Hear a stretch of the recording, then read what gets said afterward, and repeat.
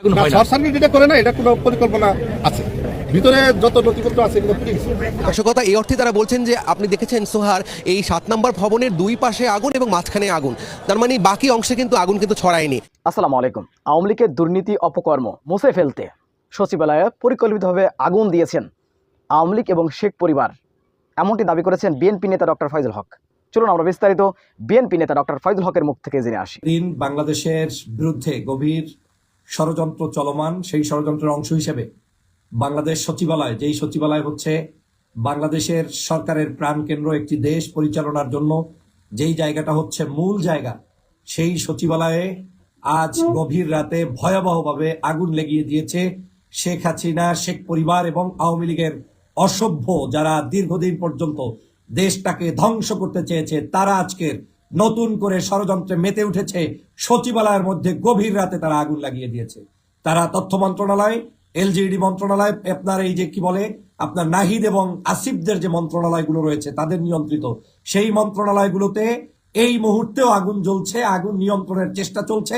কিন্তু আগুনের ভয়াবহতা আজকের তাদের এই মন্ত্রণালয়ের গুরুত্বপূর্ণ নথিপত্র সহ এই সচিবালয়ের নথিপত্রগুলো মুছে দেওয়ার জন্য, আওয়ামী লীগের দুর্নীতির টাকা পয়সা লোপাট করা এই জিনিসগুলোর তথ্যকে মুছে ফেলার জন্য এবং ঠিক বাংলাদেশের আগামী দিনের যাতে এই সরকার সুষ্ঠুভাবে চলতে না পারে সেগুলো মুছে দেওয়ার জন্য ভয়াবহভাবে আগুন লাগিয়ে দিয়েছে। শুধু নয়, আগুন নিভানোর জন্য যেই কর্মীটি আগুন নিভাতে অতি ব্যস্ত হয়ে দৌড়াদৌড়ি করছিল, সেই কর্মীকে পিছন থেকে এসে ট্রাক চাপা দিয়ে তাকে মৃত্যুর নিশ্চিত করেছে একজন ট্রাক ড্রাইভার। কিন্তু এই লোক ট্রাক ড্রাইভার না, এই লোক ছাত্রলীগ, আওয়ামী লীগ কিংবা যুবলীগের কর্মী এবং এই ট্রাক ড্রাইভারও ওই আগুন লাগানোর পিছনে জড়িত বলে আমি মনে করি। আজকের দেশ নিয়ে এক কঠিন ভয়াবহ চরম মাত্রার ষড়যন্ত্র চলছে। আজ যেই মুহূর্তে ষড়যন্ত্র চলছে সেই মুহূর্তে নাকে তৈল দিয়ে আপনারা ঘুমাচ্ছেন। আমি বারবার বলেছি, বাংলাদেশে আওয়ামী লীগ রেখে কোনোদিন আপনি রাষ্ট্র পরিচালনা করতে পারবেন না।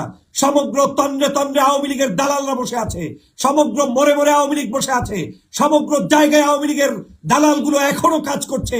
আজকের এই সচিবালয়ে দীর্ঘ, আমার জানা মতে সচিবালয়ে আগুন লেগেছে তা আমি এখন পর্যন্ত রিসেন্টলি শুনি নাই, কিন্তু এই সচিবালয়ে মতো জায়গায় ভয়াবহ আগুন দিয়েছে। কিভাবে দিয়েছে, কেন দিয়েছে, কারা দিয়েছে সেটা বুঝতে আর বাকি নাই। প্রিয় বন্ধুরা আমার, 6 তলা এবং 7 তলায় করে হঠাৎ করে আগুন চলে যাবে। পাবলিক হলিডে যেদিন, যেদিন সমগ্র বাংলাদেশ বন্ধ, আজকের সেই ক্রিসমাস ডে, সেই দিনটা কি তদন্ত করে বের করেছে। যেই দিন ওই মন্ত্রণালয়ের উপদেষ্টা আসিফ তিনি এখন অন্য আরেকটি পঞ্চগড় কিংবা দূরে কোথাও অবস্থান করছে, সেই দিন ওই জায়গাটাকে পছন্দ করেছে। যেই সময় মানুষ ঘুমন্ত থাকবে সেই সময় ওটাকে পছন্দ করেছে। আমি এও শুনেছি যখন ট্রাক একজন ফায়ার সার্ভিস কর্মীকে ওখানে চাপা দিয়ে চলে যাচ্ছে, পাশে একজন পুলিশ ছিল, তিনি ছটকে চলে গিয়েছেন, তিনি তার দায়িত্ব নাকি পালন করেননি। শুনেছি, নিশ্চিতভাবে আমি বলছি নয় যে ওই পুলিশই অপরাধী, কিন্তু এটার সাথে গভীর ষড়যন্ত্র চলছে। রাস্তায় ফায়ার সার্ভিসের কাজ চলছে, পুলিশের উচিত ছিল রাস্তা ব্লক করে ফায়ার সার্ভিসের কাজ করা। ট্রাক কিভাবে একজন ফায়ার সার্ভিস কর্মীর গায়ের উপরে তুলে দেওয়া হয়। আজকের কঠিন ষড়যন্ত্রে বাংলাদেশ এই রকম চলতে থাকলে বাংলাদেশের পরিস্থিতি ভয়াবহ আকারে ধারণ করানোর জন্য ফেসিবাদের দোসররা চেষ্টা চালিয়ে যাবে। সমগ্র বাংলাদেশকে ঐক্যবদ্ধ হতে হবে। আপনি আছেন কেউ নির্বাচন নিয়ে, কেউ আছেন বাংলাদেশের সরকার ব্যবস্থা কেমন, কে কোন ভাবে ফ্যাসিলিটিস ভোগ করবেন, কিন্তু বাংলাদেশের এখন পর্যন্ত এই সরকার সঠিকভাবে কোনো দায়িত্বই পালন করতে পারছে কিনা সেটা আজকের আপনাকে আমাকে চিন্তার বিষয় হয়ে দাঁড়িয়েছে। সরকারকে বারবার বলছি, দেশপ্রেমিক নাগরিকদেরকে নিয়ে সমগ্র পদে পদে আপনাদেরকে লোক ঢুকাতে হবে, নিরাপত্তা নিশ্চিত করতে হবে। সমগ্র বাংলাদেশের এই ফ্যাসিবাদ বিরুদ্ধে যারা আন্দোলন করেছে, সংগ্রাম করেছে, তাদের নিরাপত্তা নিশ্চিত করতে হবে। সচিবালয় থেকে শুরু করে সমগ্র জায়গার নিরাপত্তা নিশ্চিত করতে হবে। কিন্তু আওয়ামী লীগকে বাংলাদেশে রেখে আপনি নিরাপত্তা নিশ্চিত করতে পারবেন না। আপনি আওয়ামী লীগকে বাংলাদেশে রেখে কিভাবে আপনি নিরাপত্তা নিশ্চিত করবেন? সমগ্র বাংলাদেশে এখনো মোড়ে মোড়ে, পাড়ায় পাড়ায়, কর্নারে কর্নারে আওয়ামী লীগের দোসররা ঘুরে বেড়াচ্ছে। মামলার আসামি হওয়ার পরেও তাদেরকে গ্রেপ্তার করছেন না। আর এই গ্রেপ্তার না করার কুফল আজকে আপনারা পাচ্ছেন। আজকে আপনারা ওই কানুকে নিয়ে ব্যস্ত, কানুর জন্য চিঠি প্রকাশ করতে ব্যস্ত, ভুয়া মুক্তিযোদ্ধাদের নিয়ে দেশ ষড়যন্ত্র চলছে তাদেরকে নিয়ে ব্যস্ত, আর অন্যদিকে আপনার পিছনে আগুন লাগিয়ে দিয়ে যাচ্ছে। খবর নাই আপনার।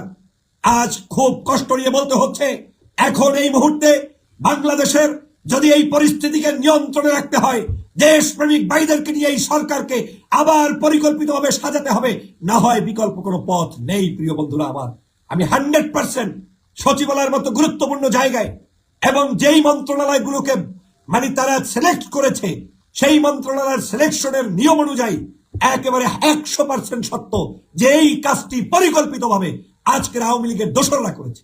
কোনো নর্মাল কোনো এটার কারণ নয়, কোনো মানে আপনার এমনি এমনি আগুন লেগে যায় নাই। নাহিদ এবং আসিফ টার্গেটের বস্তুতে পরিণত হয়েছে, তাদেরকে ব্যর্থ করার জন্য এই ষড়যন্ত্র করেছে। তাদের মন্ত্রণালয় গুরুত্বপূর্ণ আইসিটি মন্ত্রণালয়ের বিভিন্ন তথ্য রয়েছে, তথ্য মন্ত্রণালয়ের তথ্য রয়েছে, বিভিন্ন ধরনের ওদের দুর্নীতির তথ্য রয়েছে। এই সবগুলোকে ধ্বংস করার জন্যই এই কাজ করেছে।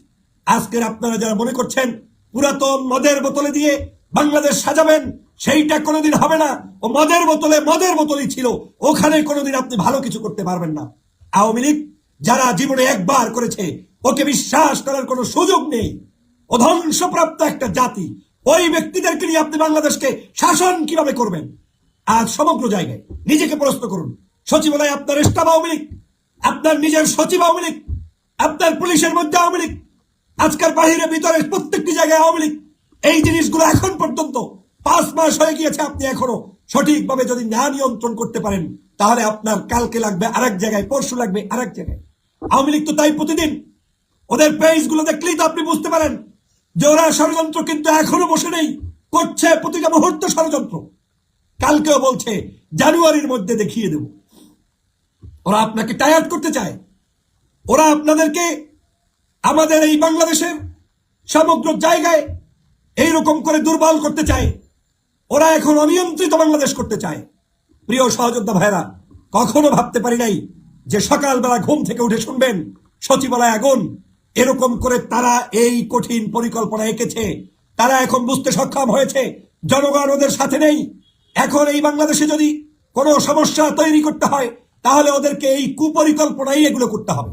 সেজন্যই এই ধরনের ষড়যন্ত্র শুরু করেছে তারা। এই ধরনের কুসংস্কৃতি, কার্যক্রম, খারাপ কার্যক্রমের মধ্য থেকে আবার এই বাংলাদেশে একটি ষড়যন্ত্র করতে চায়। প্রিয় বন্ধুরা আমার, অতএব আমি এই আওয়ামী লীগকে স্পষ্ট বার্তা দিয়ে বলতে চাই, বাংলাদেশের ছাত্র জনতা, যুব জনতা, ছাত্র, বাংলাদেশের রাজনৈতিক সকল মানুষ তোমাদের এই ষড়যন্ত্র বোঝে, তোমাদের এই ষড়যন্ত্র বাস্তবায়িত হতে দিবে না ইনশাআল্লাহ। কিন্তু আমি স্পষ্ট করে বলতে চাই, আমাদের এই বাংলাদেশের প্রত্যেকটি থানায় থানায়, জেলায় জেলায় ওসিদেরকে নির্দেশ দিয়ে দিন, আওয়ামী লীগকে যেখানে পাবা সেখান থেকে গ্রেপ্তার করো। 7 দিন ওদেরকে দৌড়ের উপরে রাখলে কোথায় আগুন লাগবে আপনি দেখবেন যে আগুন আর আগুন থাকবে না, আগুন পানি হয়ে যাবে। আপনি একদিকে আরামে ঘুমাতে দিবেন আর অন্যদিকে চিন্তা করবেন যে বাংলাদেশ শান্তি মতো চলবে। আওয়ামী লীগের আরামে রেখে আপনি শান্তিতে দেশ চালাতে পারবেন না। আজকে থেকে গণহারে গ্রেপ্তার শুরু করুন। কে কি বললো কোনো কিছুর পাত্তা না দিয়ে সমগ্র বাংলাদেশের এই কুচক্রী মহলদেরকে গ্রেপ্তার করে একেবারে আইনের আওতায় নিয়ে আসুন। দেখবেন এই সবগুলো ধান্দাবাজ পালাতে বাধ্য হবে এবং বাংলাদেশের বিরুদ্ধে ষড়যন্ত্র করলে আর সেটা কাজে আসবে না। কিন্তু সেটা যদি না করেন, শক্ত ভাষায় যদি কথা না বলেন, সাংবাদিক প্রশ্ন করলে আপনি যদি বলে দেন গ্রেপ্তার হবে না, তো ষড়যন্ত্রবাজ তো সে গ্রেপ্তার হবে না মনে করেই রাস্তায় আগুন লাগাবে। অতএব আপনাদের বিন্দুমাত্র ছাড় দেওয়ার মানসিকতা থাকলে সেটা দিয়ে এই রাষ্ট্র চালাতে পারবেন না। এটা শয়তানের একটা দল, এটা একটা দেশকে বিকৃত করার একটা দল, এই দেশটাকে ধ্বংস করার একটা দল। অতএব এই দলের সাথে কোনো কম্প্রোমাইজ করে কেউ কোনোদিন ভালো কিছু করতে পারে নাই। ওরা ব্যর্থ হয়েছে। চিন্ময়কে কেন্দ্র করে একটি নাটক সাজাতে চেয়েছিল, ইসকনকে কেন্দ্র করে নাটক সাজাতে চেয়েছিল, নাটকে তারা ব্যর্থ হয়েছে। ওরা আবার এই যে কুমিল্লার কি বলে করুণা কি বলে মুক্তিযোদ্ধা, এটা ওদের সাজানো নাটক, এটাও ওরা সাজিয়ে চেষ্টা করছে আপনারা যে কোনো ভাবে ওই ফাঁদে পাড়া দিয়ে কিছু একটা করা যায় কিনা। ওরা প্রত্যেকটা দিন এরকম সাজানো নাটক শুরু করেছে। এখন তাদের নাটক একটাই, জায়গায় জায়গায় আগুন দাও, ফায়ার সার্ভিস কর্মীদেরকে নিহত করো, যাতে করে সবাই অস্থির হয়ে যান, দেশটা একটা অশান্তির মধ্যে পড়ে যায়। প্রিয় বন্ধুরা আমার, সেজন্য দেখেন একজন ফায়ার সার্ভিস কর্মী তিনি আগুন নিভাতে গিয়েছেন, তাকে ট্রাক চাপা দিয়ে মেরে ফেললো। ভাবছেন এটা খুব নর্মাল কোনো কাজ? এটা পরিকল্পিত নয়? কি ভাবছেন আপনি? সচিবালয়ে আগুন নেভাতে গিয়েছে দেশপ্রেমিক ফায়ার সার্ভিস, তাকে ট্রাক চাপা দিয়ে হত্যা করেছে আওয়ামী লীগের কাজ। আবার পুলিশ সেখান থেকে উধাও। প্রিয় বন্ধুরা আমার, এবং এত বড় একটি জায়গা যেখানে সুরক্ষিত থাকার কথা, আজ সেখানে আমি এই উপদেষ্টাদেরকে বলবো, একঘুয়ামি মানসিকতা পরিহার করুন, নিজেকে অনেক ওভার স্মার্ট ভাবা পরিহার করুন, রাষ্ট্র চিন্তা করুন, রাষ্ট্র সম্পর্কে বুঝুন, এই দেশের কিভাবে দায়িত্ব পালন করতে হয় সেটা শিখুন। না শিখে দেশকে বিপদগ্রস্ত করবেন না। আমরা আপনাদেরকে সর্বোচ্চ সাহায্য করব, আমরা আপনাদের সাথে আছি, কিন্তু কে আপনার দেশপ্রেমিক সেটা অন্তত বাছাই করুন। যার তার উপরে নির্ভর করে বসে থাকিয়েন না। যদি সেটা থাকেন তাহলে এই বাংলাদেশটাকে ওরা লুটে পুটে ধ্বংস করে দিয়েছে, যেভাবে গিয়েছে এখন এটাকে আগুন ধরিয়ে ধ্বংস করে দিয়ে যাবে। প্রিয় ভাইরা, ভাবছেন এটা চারটিখানি ব্যাপার? সচিবালয় আগুন, এবং সেই আগুনের ভয়াবহতা এমন ছিল যে সমগ্র দুটো মন্ত্রণালয়ের সব কিছুকে পুড়ে ছারখার করে দিয়েছে। হয়তো আমরা এখনো জানি না ভিতরের নিউজটা কি, কিন্তু এখন পর্যন্ত সেখানে মিডু মিডু আগুন এখনো জ্বলছে। প্রিয় সহযোদ্ধা ভাইরা, অতএব এই কঠিন পরিস্থিতিতে আমাদের এই সর্ব অবস্থায় ঐক্যবদ্ধ হওয়া ছাড়া বিকল্প কোনো পথ নাই। আওয়ামী লীগের সকল ষড়যন্ত্র রুখে দেওয়ার জন্য ঐক্যবদ্ধ হওয়ার বিকল্প নাই। আওয়ামী লীগের এই ষড়যন্ত্রের বিরুদ্ধে শুধু ছাত্র ভাইয়েরা নাচানাচি করিয়েন না, সবাইকে নিয়ে ঐক্যবদ্ধ থাকতে হবে। বিএনপি, জামাত, হেফাজত, চরমনাই, রাজনৈতিক দল, ছাত্র সংগঠন, ছাত্র ভাইয়েরা নতুন পুরাতনের সমন্বয়ে এই দেশকে এগিয়ে নিতে হবে। না হয় এই দেশকে নিয়ে গভীর ষড়যন্ত্র যেটা হবে সেটা মোকাবেলা একা একা কেউ করতে পারবেন না।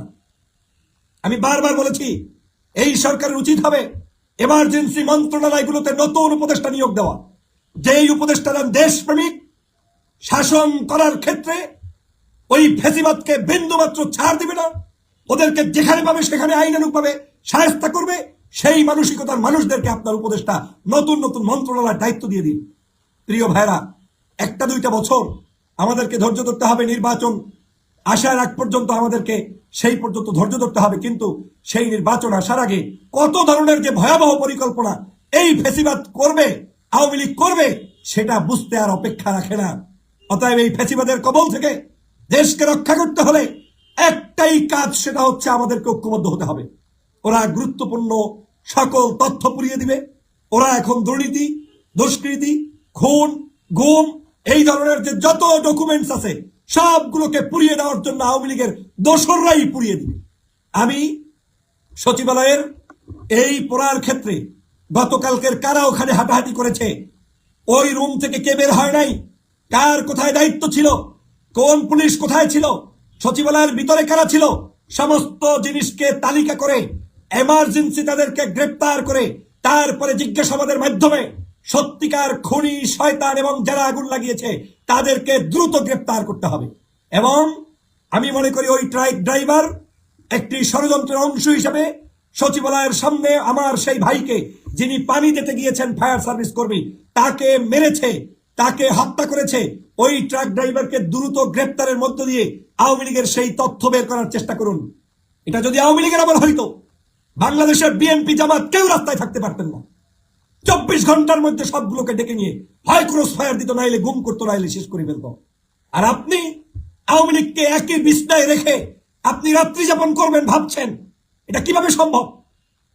একই রুমের মধ্যে কিভাবে সম্ভব? আজকে তাই করছেন আপনি। এই ঘষাঘষি বাদ দেন, ডলাডলি বাদ দেন।